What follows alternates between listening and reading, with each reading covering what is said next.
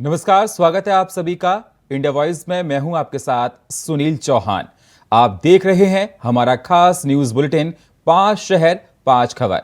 आज सबसे पहले बात करेंगे निकाय चुनाव में बीजेपी और सपा के वीडियो वार की, फिर कोलकाता में 24 के दंगल के लिए विपक्ष के एकजुट होने की, उसके बाद अतीक के दफ्तर में जुल्म के निशान की, फिर चलेंगे उत्तराखंड जहां मौसम की मार पावन चारधाम यात्रा पर बर्फ और बारिश बनकर आफत की तरह बरस रही है, और आखिर में धाकड़ गर्ल्स के दंगल पार्ट 2 की। तो शुरू करते हैं आज के 5 शहरों की 5 खास खबरों की।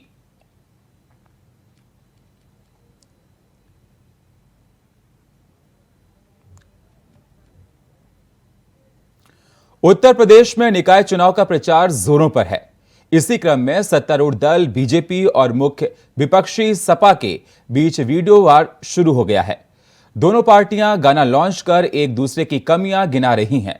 बीजेपी ने सोमवार को अपने ट्विटर हैंडल से सपा मुखिया अखिलेश यादव पर निशाना साधते हुए एक वीडियो सॉन्ग लॉन्च किया, जिसका शीर्षक है गुंडे पुकारते हैं अखिलेश आइए। सपा ने इस पर पलटवार किया। सपा ने भी बीजेपी को घेरते हुए अपने ट्विटर हैंडल पर एक गाना लॉन्च कर दिया, जिसका शीर्षक है जो जनता को सताए हैं हम उनको हटाएंगे। बीजेपी ने इस सॉन्ग के जरिए समाजवादी पार्टी के अध्यक्ष अखिलेश यादव पर निशाना साधा है। गाने में मुजफ्फरनगर दंगों, महिलाओं के खिलाफ अपराध, मुख्तार गायत्री प्रजापति का भी जिक्र किया गया है। इस गाने के वीडियो में अतीक अहमद को भी दिखाया गया है। बीजेपी ने अपने वीडियो के जरिए समाजवादी पार्टी को कानून व्यवस्था के मुद्दे पर घेरने की कोशिश की है।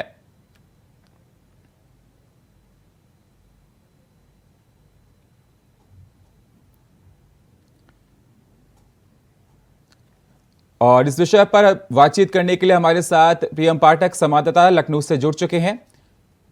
जिस प्रकार से देखा जा रहा है, अब गाने के जरिए एक दूसरे पर आरोप प्रत्यारोप का दौर जारी है, क्या कुछ कहना है और राजनीति में किस तरह का नजर आ रहा है?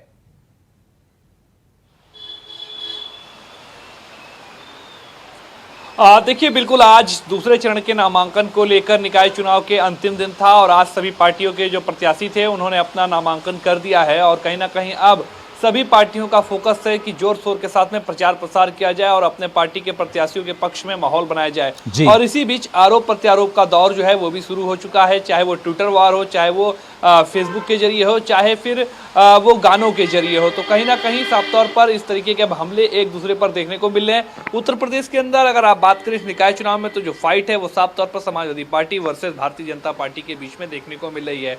और इसीलिए अब ये जो फाइट थी, जो अभी तक बयानबाजियों तक जो सीमित थी, या फिर कह सकते हैं ट्विटर तक सीमित थी, सोशल मीडिया तक सीमित थी, अब वो गानों में भी उतरती हुई दिखाई दे रही है। गानों के जरिए अब जो एक पार्टियां हैं वो एक दूसरे पर आरोप प्रत्यारोप लगाते हुए कहीं ना कहीं जनता के बीच में मैसेज पहुंचाने का कार्य कर रही है। जिस तरीके से हमको 2022 के विधानसभा चुनाव में देखने को मिला था कि उस समय भी दोनों ही पार्टियों ने कई गाने जो थे वो रिलीज किए थे और उन गानों ने कई जगहों पर और कह सकते हैं अपनी काफी अहम भूमिका निभाई थी और साफ तौर पर उसका एक बड़ा असर भी पॉलिटिकल पार्टियों को देखने को मिला था। तो ठीक उसी तरीके से निकाय चुनाव के अंदर भी राजनीतिक दल जो हैं वो गानों के सहारे जो है वो एक दूसरे पर आरोप प्रत्यारोप लगाते हुए अपनी बात को जनता तक पहुंचाने की कवायद कर रहे हैं। और ठीक वही इस निकाय चुनाव में देखने को मिल रहा है, चाहे वो समाजवादी पार्टी हो, चाहे वो बीजेपी हो, दोनों एक दूसरे पर आरोप लगा रहे हैं। बीजेपी समाजवादी पार्टी की कमियों को गिनाने में लगी हुई है, समाजवादी पार्टी बीजेपी की कमियों में गिनाने में लगी हुई है। दोनों का दावा है कि अगर परिवर्तन होता है, समाजवादी पार्टी कहती है कि अगर वो परिवर्तन होता है प्रदेश में तो उसके जनता के लिए जो है वो अच्छे दिन आएंगे और उसका साफ तौर पर आम लोगों को फायदा मिलेगा। दूसरी तरफ अगर आप देखें तो बीजेपी है वो पुराने दिन याद दिलाना चाहती है लोगों को कि जब समाजवादी पार्टी की सरकार हुआ करती थी तो किस तरीके से अराजकता का माहौल रहता था, किस तरीके से कानून व्यवस्था जो थी वो हमेशा से प्रश्न चिन्ह उस पर लगा रहता था। उत्तर प्रदेश के अंदर जंगल राज रहता था, दंगे हुआ करते। तो इन सभी चीजों को, मुद्दों को लेकर कहीं ना कहीं बीजेपी समाजवादी पार्टी को घेर रही है और जनता को वो पुराने दिन याद दिलाने की कोशिश कर रही है। वहीं दूसरी तरफ समाजवादी पार्टी है जो इन गानों के जरिए बढ़ती हुई लगातार महंगाई, झूठे वादे जो बीजेपी ने चुनाव से पहले किए थे जिनको अभी तक पूरा नहीं किया गया, उनको पहुंचाने की जो है कहीं ना कहीं प्रयास जरूर किया जा रहा है। प्रियम, जब ये गाने लॉन्च किए गए एक दूसरे पार्टी की तरफ से, तो जनता की तरफ से क्या प्रतिक्रियाएं आ रही हैं?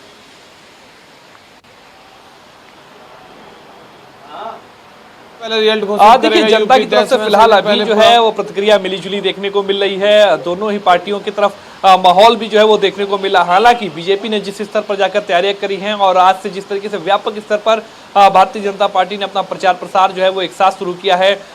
सीएम योगी हो, दोनों डिप्टी सीएम हो, प्रदेश अध्यक्ष भूपेन्द्र चौधरी हो, स्वतंत्र देव सिंह हो या अन्य जो मंत्री हैं, उन सबको अलग अलग जिलों की जिम्मेदारी दी गई है और एक साथ उन सब ने जाकर आज जिस तरीके से पार्टी के पक्ष में माहौल बनाने का काम किया, तो उसका कहीं ना कहीं फायदा मिलता हुआ जरूर दिखाई दे रहा है। जनता लेकिन क्या किसकी बातों पर एतबार करती है, ये जब 14 तारीख को नतीजे आएंगे तभी तस्वीर जो है वो साफ हो पाएगी। लेकिन उससे पहले दोनों ही पार्टियां अपनी अपनी जीत का दम भर रही हैं। कार्यकर्ताओं के साथ में जो है कहीं ना कहीं हर मतदाता तक पहुंचने का लक्ष्य जो है वो रखा गया हुआ है। आम लोगों की बात करें या जनता की बात करें तो जनता दोनों ही पार्टियों की तरफ चलती हुई नजर आ रही है। दोनों ही पार्टियों के अपने अपने दावे हैं और जनता भी दोनों के ऊपर कह रही है।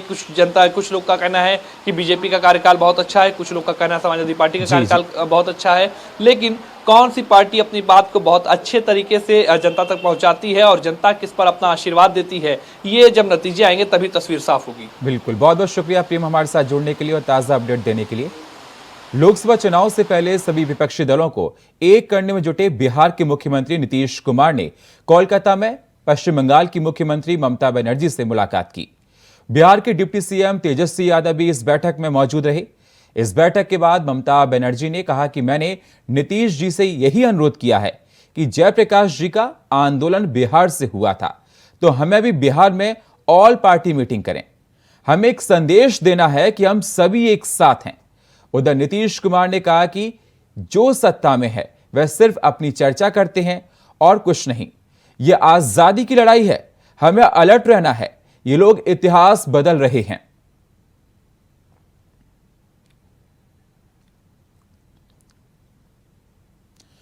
इस विषय पर हमारे साथ न्यूज रूम से हमारे सहयोगी दिनकर जुड़ चुके हैं।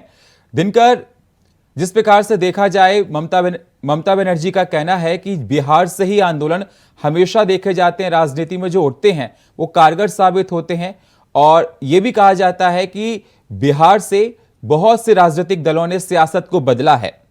ममता बनर्जी का कहना है कि बिहार से ही आंदोलन उठना चाहिए जिससे एक नई रूपरेखा तैयार की जा सके आने वाले इलेक्शन में।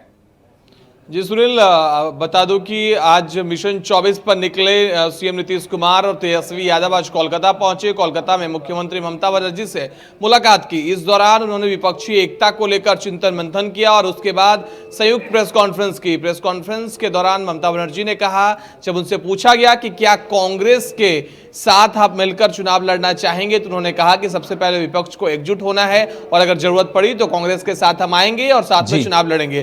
दरअसल नीतीश कुमार 12 अप्रैल को दिल्ली आकर मल्लिकार्जुन खड़गे और राहुल गांधी से मुलाकात की। उसके बाद उनको एक तरीके से औपचारिक रूप से नहीं, अनौपचारिक रूप से यूपीए का उनको सलाहकार के तौर पर रखा गया कि आप पूरे चुनाव को आप मैनेज करेंगे, आप हर जगह जाएंगे और जो एंटी कांग्रेस पीपल है उनको अपने साथ लाएंगे। इसी कवायद में आज वो कोलकाता पहुंचे थे। उसके बाद अखिलेश यादव से भी उनकी मुलाकात है, अखिलेश यादव से भी वो मिलेंगे और अखिलेश यादव से भी मुलाकात के बाद फिर विपक्षी एकता की बातें सामने आएगी।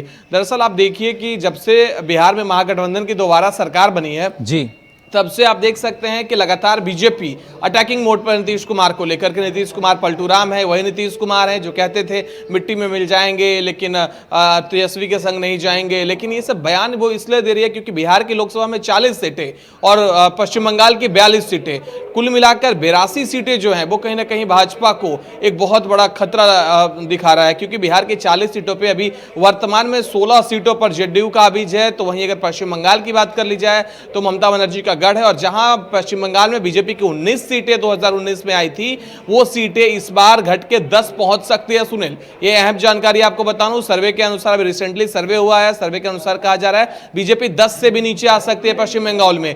यानी 82 सीटों का जो पूरा समीकरण है उसको अगर विपक्ष साध लेता है तो अच्छा डेंट दे सकता है नरेंद्र मोदी को। दूसरी तरफ इसके बाद नीतीश कुमार का जो दौरा होगा वो साउथ की ओर होगा। आपको याद होगा आज से कुछ महीनों पहले केसीआर पटना आए थे, तेलंगाना राष्ट्र समिति के जो अध्यक्ष हैं और तेलंगाना के मुख्यमंत्री हैं, वो पटना आए थे। नीतीश कुमार से उन्होंने साझा मुलाकात की थी और एक प्रेस कॉन्फ्रेंस किया था।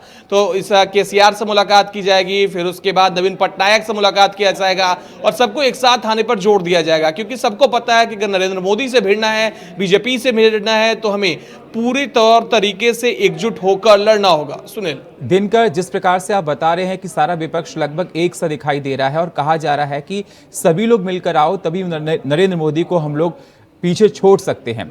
मैं आपसे जानना चाहता हूं, क्या सभी विपक्ष का एक साथ आना मोदी सरकार के लिए आने वाले इलेक्शन में, मोदी के लिए, बीजेपी के लिए खासकर, संकट के बादल हैं? जी सुनील, बिल्कुल आने वाले समय में नरेंद्र मोदी और बीजेपी के लिए ये टेंशन की बात तो है कि अगर विपक्ष एकजुट होती है तो आप देख सकते हैं कि आज अगर बीजेपी की वर्तमान स्थिति पर हम चर्चा करें तो अकेला यूपी, जहां बीजेपी अभी पूर्ण बहुमत में है और बीजेपी बहुत लार्जेस्ट या लॉन्गेस्ट कह सकते हैं, बहुत ज़्यादा सीटों के साथ है। इसके अलावा आप साउथ की जितनी भी स्टेट्स देखें वहां पे बीजेपी नहीं है, कर्नाटक छोड़ के, और कर्नाटक के रिसेंटली सर्वे देखें तो वहां कांग्रेस 130 प्लस से जीतने वाली है। छत्तीसगढ़ में आप देख सकते हैं भूपेश बघेल की सरकार है, छत्तीसगढ़ के सर्वे अगर की बात की जाए तो छत्तीसगढ़ में भी कांग्रेस आ गया। मध्य प्रदेश में नेक टू नेक फाइट है। उसके बाद अगर हम हिमाचल की बात करें, हिमाचल में कांग्रेस है, पंजाब में आम आदमी पार्टी है, पश्चिम बंगाल में ममता बनर्जी है, झारखंड में गठबंधन की सरकार है, महाराष्ट्र में दल बदल करने के बाद सरकार बनी है। यानी आप देख सकते हैं कि ओवरऑल विपक्ष की स्थिति जिस तरीके से मीडिया और प्रचार प्रसार किया जाता है कि बहुत डेंट है, वैसा नहीं है। हां, अकेले कांग्रेस की बात कर ली जाए तो कांग्रेस गर्त में है, लेकिन अगर संयुक्त साथ में आकर सब लड़ाई लड़ते हैं तो ये बीजेपी के लिए टेंशन की बात होगी। बहुत बहुत शुक्रिया दिनकर हमारे साथ जुड़ने के लिए और ताजा अपडेट देने के लिए। अतीक अहमद और उसके भाई अशरफ की हत्या की जांच की मांग पर सुप्रीम कोर्ट 28 अप्रैल को सुनवाई करेगा। यह मामला 24 अप्रैल को सुना जाना था, लेकिन कई जजों के अस्वस्थ होने के चलते लिस्ट में नहीं आ पाया। चीफ जस्टिस ने याचिकाकर्ता को शुक्रवार को सुनवाई का आश्वासन दिया है। याचिका में यूपी में 2017 से अब तक हुए 183 एनकाउंटर की जांच की भी मांग की गई है। उधर उत्तर प्रदेश के प्रयागराज स्थित माफिया अतीक अहमद के दफ्तर में पुलिस को जांच के दौरान खून के धब्बे, चाकू मिले हैं। इसके अलावा खून से सने कपड़े मिले हैं। अतीक के दफ्तर में खून से सनी चूड़ियां भी मिली हैं। जानकारी के अनुसार प्रयागराज के चकिया में माफिया अतीक अहमद का दफ्तर है, जो अब खंडर हो चुका है। यहां यूपी पुलिस की टीम जांच के लिए पहुंची तो खून के धब्बे दिखाई दिए। सीढ़ियों पर खून के ताजे धब्बे दिखाई दे रहे थे। पहले तल पर एक महिला की साड़ी और कुछ अंडरगारमेंट्स थे, पुलिस को मिले हैं। आशंका है कि किसी महिला की यहां हत्या की गई है। इसके बाद उसका शव कहीं बाहर फेंक दिया गया है। तो जिस प्रकार से देखा जा रहा है, अतीक के दफ्तर में महिला के कपड़े मिले हैं, उसके बाद यह शंका लगाई जा रही है किसी महिला की यहां पर हत्या की गई। और अतीक के ऑफिस में ये जुर्म के निशान बहुत सी बातों की तस्दीक करते हैं। तस्वीरों में आप साफ देख सकते हैं खून के धब्बे, ये तस्दीक करते हैं कि यहां पर किसी का मर्डर किया गया होगा। आप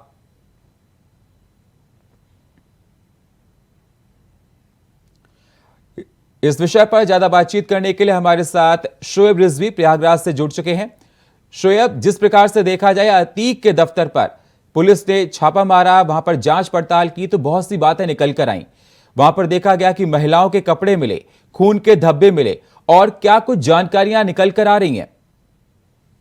फिलहाल फोरेंसिक टीम ने पूरे इस इलाके की जांच की है, खासतौर से जो ब्लड मिला है उसकी सैंपलिंग की गई है। हालांकि ये रहस्य है कि ये किस तरह के खून के धब्बे हैं, क्योंकि न सिर्फ ग्राउंड फ्लोर पर बल्कि फर्स्ट फ्लोर तक ये खून के धब्बे मिले। एक चाकू भी वहां पर मिला है। इससे तमाम तरह की चर्चाओं के बाजार गर्म है। यहाँ पर किसी की हत्या की गई, किसी को मारा गया, या इसके पीछे कोई साजिश है, ये तमाम चीज है जिस पर पुलिस अब मंथन कर रही है, जांच कर रही है। हालांकि फोरेंसिक टीम ने वहाँ की तमाम सैंपलिंग की है, लेकिन ये जरूर सवाल उठ रहा है कि ये वही कार्यालय है जहाँ उमेश पाल की हत्या के कुछ दिन बाद ही 70 लाख रुपए से ज्यादा कैश और कम से कम 10 से ज्यादा देसी विदेशी वेपन्स और कारतूस बरामद हुए थे।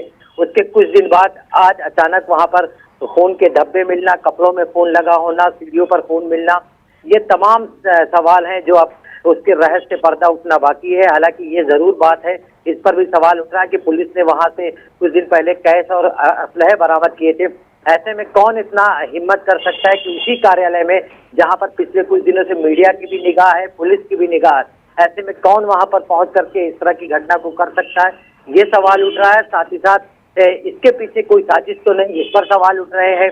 हत्या की बात कही जा रही है, आशंकाएं तमाम तरह की हैं, तो अब इस पर पुलिस फिलहाल जांच कर रही है।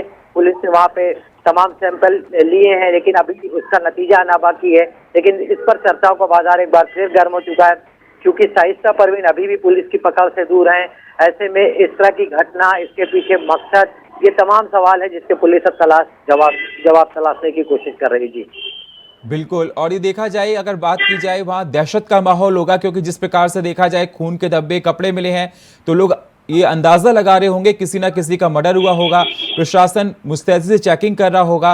और मैं आपसे जानना चाहता हूं, एफएसएल की टीम वहां पर पहुंची थी, तो कोई स्टेटमेंट टीम की तरफ से आया है? देखिए, अभी फिलहाल पुलिस की तरफ से या उस टीम की तरफ से कोई स्टेटमेंट नहीं आया है। ये जरूर सवाल उठे कि आखिर वहां पे पहुंचा कैसे।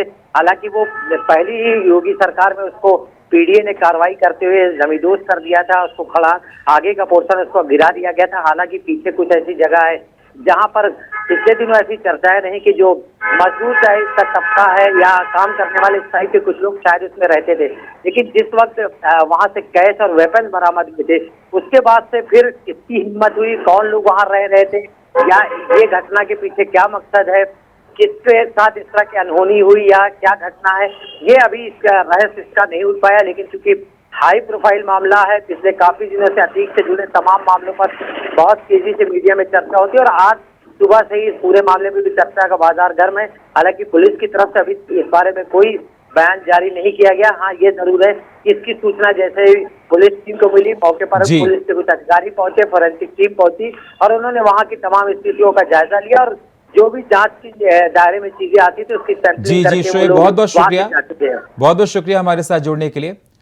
चारधाम यात्रा में आ रहे श्रद्धालुओं के लिए अगले कुछ दिनों उत्तराखंड का मौसम परेशान कर सकता है। 28 अप्रैल तक उत्तरकाशी, चमोली, रुद्रप्रयाग, पिथौरागढ़ जिलों में मौसम विभाग ने बारिश का अलर्ट जारी किया है। तो वहीं इसके बाद 1 मई तक कई पूरे प्रदेश में बारिश की एक्टिविटी और भी ज्यादा बढ़ेगी। इसके साथ ही 3500 मीटर और उससे अधिक ऊंचाई वाले इलाकों में बर्फबारी की संभावना भी मौसम विभाग ने जताई है।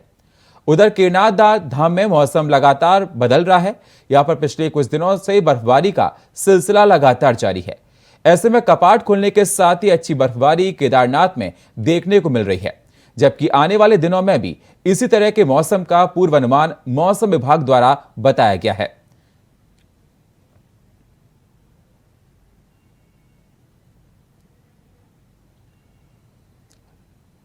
और इस विषय पर ज्यादा जानकारी के लिए हमारे संवाददाता अभय कैंत्रो हमारे साथ लाइव जुड़ चुके हैं। किस प्रकार का नजारा है अभी केदारनाथ का, और यात्रा जो करने आए हैं श्रद्धालु, उनको किस किस प्रकार की परेशानियां हो रही हैं? बिल्कुल, केदारनाथ धाम की अगर हम बात करें तो केदारनाथ धाम में इस समय माहौल तो भक्तिमय है, लेकिन जो श्रद्धालु यहाँ पर पहुंचे उन श्रद्धालुओं की परेशानियां कम होने का नाम नहीं ले रही है। पहले ये कह सकते हैं कि जो यात्रा मार्गों के जो पड़ाव थे, उन पड़ावों पर वो बेहतर सुविधाएं देखने को नहीं मिली, जो बेहतर सुविधाएं देने की बात सरकार की तरफ से की गई थी। चाहे स्वास्थ्य सेंटर की बात हो, जहाँ पर डॉक्टरों को होना चाहिए था, वो वहाँ पर उपलब्ध नहीं थे।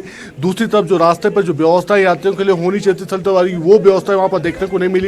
और अब जब धाम में श्रद्धालु पहुंच चुके हैं, ये कह सकते हैं कि हजारों की संख्या में श्रद्धालु यहां पर पहुंचे, तो अब उनके लिए रहने की उचित प्रबंध यहां पर देखने को नहीं मिल पा रहा है। ऐसे में श्रद्धालु इस जो ठंड का जो माहौल है, जो लगातार यहां बर्फबारी जो हुई है, उसके चलते जो तापमान में और गिरावट आई है, तो ऐसे में श्रद्धालुओं की जो परेशानी है और यहाँ पर बढ़ती हुई नजर आ रही है। सबसे बड़ी बात यह कि मौसम विभाग लगातार अपनी तरफ से जो अलर्ट जारी कर रहा है, उस अलर्ट में 29 अप्रैल तक का अलर्ट मौसम विभाग की तरफ से जारी किया गया है, जिसमें रोजाना भारी बारिश और बर्फबारी की संभावना यहां पर जताई गई है। जिस प्रकार से आज केदारनाथ के दिन में हमने भी देखा था कि हल्की हल्की बर्फबारी शुरू हुई थी, और ऐसे में अभी भी जो मौसम की अगर हम बात करें तो केदारनाथ के ऊपर यानी जो आसपास की जो चोटियां हैं, वहां पर मौसम इस समय लगातार बदलता हुआ नजर आ रहा है, पैक हो रहा है, और ऐसे में कभी भी वो बर्फबारी यहाँ पर हो सकती है। फिर जो श्रद्धालु यहाँ पर पहुंचे धाम में, उनकी जो परेशानियां और बढ़ सकती है। दूसरी तरफ अगर हम यात्रा की तैयारियों की बात करते हैं तो यात्रा की तैयारियों का पूरी तैयारी यहाँ पर लगभग हो चुकी है। अंतिम रूप के तौर पर हम देख सकते हैं कि मंदिर को सजाने का काम यहाँ पर किया जा रहा है। ये केदारनाथ धाम का पौराणिक मंदिर है, दिव्य मंदिर है, जिसको लगातार यहाँ पर सजाया जा रहा है। 35 कुंटल फूलों से इस मंदिर को सजाने का काम यहाँ पर होगा। और कल राज्यपाल लेफ्टिनेंट जनरल गुरमीत सिंह यहाँ पर मौजूद रहेंगे, मुख्यमंत्री पुष्कर सिंह धामी यहाँ पर मौजूद रहेंगे, जो अन्य वरिष्ठ जो गण हैं वो यहाँ पर मौजूद रहेंगे और हजारों श्रद्धालुओं की मौजूदगी में सुबह 6:20 पर धाम के कपाट विधि विधान के साथ श्रद्धालुओं के लिए यहाँ पर खोल दिए जाएंगे। अगले 6 महीने यहाँ पर श्रद्धालु आकर बाबा के दर्शन यहाँ पर कर सकते हैं, बाबा की जो चल बिगड़ डोली है यहाँ पर कर सकते हैं और शिव का जो 11वां ज्योतिर्लिंग है, त्रिकोण ज्योतिर्लिंग है, उसके दर्शन यहाँ पर कर सकते हैं, अपनी मनोकामना मांग सकते हैं। जिस प्रकार से केदारनाथ धाम की सजावट यहाँ पर की गई है, तो ऐसे में माहौल और भी भक्तिमय यहाँ पर नजर आ रहा है, क्योंकि जो भक्त यहाँ पर पहुंच रहे हैं वो भक्त भोले की जय जयकारें यहाँ पर लगा रहे हैं, शिव के गान गुणगान करते हुए वो यहाँ पर नजर आ रहे हैं। और इन भक्तों में सीधे तौर पर कह सकते हैं कि आम श्रद्धालु है, उत्तराखंड से ही नहीं बल्कि देश के विभिन्न राज्यों से यहाँ पर पहुंचे, कुछ श्रद्धालु विदेशों से भी यहाँ पर पहुंचे। साधु संतों की जो टोलियां हैं वो भी लगातार केदारनाथ धाम के लिए रवाना हो चुके हैं और यहाँ पर पहुंचने का उनका सिलसिला भी जारी है। जी अभय, जिस प्रकार से तस्वीरों में दिखाई दे रहा है, बेहद भव्य तरीके से केदारनाथ मंदिर को सजाया जा रहा है। लोग इंतजार कर रहे हैं कपाट खुलने के लिए और आ तो रहे लालायित हैं किस प्रकार से दर्शन करेंगे भोलेनाथ के। मैं आपसे जानना चाहता हूं, देश के हर कोने से यहाँ पर लोग आए, आप बता रहे हैं कि विदेश से भी लोग यहाँ पर आए हैं, आप ये बता रहे हैं किस किस प्रकार की परेशानियां लोगों को हुई, उनसे आप जानने की कोशिश कीजिए। साथ ही साथ ये बताइए, प्रशासन ने जो परेशानियां लोगों को हो रही हैं, जो लोग फंसे हुए हैं, उनको रोकने के लिए, उनके खाने के लिए प्रशासन ने किस प्रकार का इंतजाम किया है? बिल्कुल, श्रद्धालुओं की परेशानियों का अंत होता हुआ दिख नहीं रहा है। सबसे बड़ी बात है कि जीएमबीएन की तरफ से यानी गढ़वाल मंडल विकास निगम की तरफ से श्रद्धालुओं के लिए यहाँ पर जो टेंट लगाए गए थे, ये टेंट लगभग 200 के करीब ये टेंट थे जो जीएमबीएन ने लगाए थे, जिनमें कुछ जो क्षमता थी 2000 से ज्यादा श्रद्धालुओं के रुकने की क्षमता थी। वो टेंट इस समय बर्फ के नीचे दबे नजर आ रहे हैं, क्योंकि जो बर्फबारी पिछले दिनों यहाँ पर हुई है उस बर्फबारी के चलते वो सभी टेंट यहाँ पर ध्वस्त नजर आ रहे हैं। सबसे बड़ी बात यह है कि लगातार यहाँ पर श्रद्धालु पहुंच रहे हैं, लेकिन जो प्रबंध यहां पर होने चाहिए थे जिला प्रशासन की तरफ से, सरकार की तरफ से, वो प्रबंध यहां पर दिख नहीं रहे हैं। श्रद्धालुओं की संख्या में तो इजाफा हो रहा है, लेकिन जो व्यवस्था उन श्रद्धालुओं के लिए होनी चाहिए थी वो व्यवस्था यहां पर हो नहीं रही है। कई श्रद्धालुओं से हमने दिन में भी बात करी थी, उस दौरान कई श्रद्धालुओं ने साफ तौर पर कहा था कि जो गौरीकुंड से जो केदारनाथ धाम का जो रास्ता है, उस रास्ते में जो मेडिकल के जो कैंप वहां पर लगाए गए, वहां पर एक छोटी सी बीमारी के लिए भी कोई दवाई उपलब्ध नहीं है, कोई ऐसा बेहतर फर्स्ट डॉक्टर भी वहां पर उपलब्ध नहीं है जिस पर अपनी बात परेशानी को बता सके कि उन्हें किस तरह की स्वास्थ्य संबंधी परेशानी वहां पर आ रही है। इसके अलावा यात्रा मार्गों पर जो पड़ावों पर जो सुविधाएं यात्रियों के लिए देनी चाहिए थी, जिसको लेकर सरकार लगातार दावे कर रही है कि हम एटीएम मशीनें यहाँ पर लगाएंगे, चाहे वाटर एटीएम हो या हेल्थ एटीएम हो, वो सभी मशीनें यहाँ पर लगाई, वो कहीं दिखती हुई नजर नहीं आई है। ऐसे में श्रद्धालु बहुत बहुत शुक्रिया, बहुत बहुत शुक्रिया हमारे साथ जुड़ने के लिए और आपने बताया किस प्रकार से तैयारियां हैं। खेल मंत्रालय ने भारतीय कुश्ती संघ के चुनाव पर रोक लगा दी है। ये चुनाव अगले महीने होने वाले थे। ये फैसला ऐसे समय में लिया गया है जब कुश्ती महासंघ के अध्यक्ष ब्रजभूषण शरण सिंह के खिलाफ यौन उत्पीड़न के आरोपों को लेकर पहलवानों ने एक बार फिर से जंतर मंतर पर धरना शुरू कर दिया है। खेल मंत्रालय ने कहा कि भारतीय ओलंपिक संघ एक एडहॉक कमेटी बनाएगी। यह कमेटी 45 दिनों के अंदर कुश्ती महासंघ का चुनाव करवाएगी। आईओए की कमेटी की खिलाड़ियों का सिलेक्शन भी करेगी और फेडरेशन का रोज का कामकाज भी देखेगी। 24 अप्रैल को धरने पर बैठी महिला पहलवानों ने कुश्ती महासंघ के अध्यक्ष ब्रजभूषण शरण सिंह के खिलाफ सुप्रीम कोर्ट में याचिका दायर की। विनेश फोगाट समेत 7 पहलवानों ने अपनी याचिका में शीर्ष अदालत से ब्रजभूषण सिंह के खिलाफ एफआईआर का आदेश देने की मांग की है। मंगलवार को पहलवानों के वकील मुख्य न्यायाधीश के सामने सुनवाई की मांग करेंगे। इस बीच दिल्ली पुलिस ने ओवरसाइट कमेटी की जांच को लेकर खेल मंत्रालय से स्टेटस रिपोर्ट मांगी है। इस विषय पर ज्यादा जानकारी के लिए हमारे साथ हमारे सहयोगी नितिन चौधरी जुड़ चुके हैं।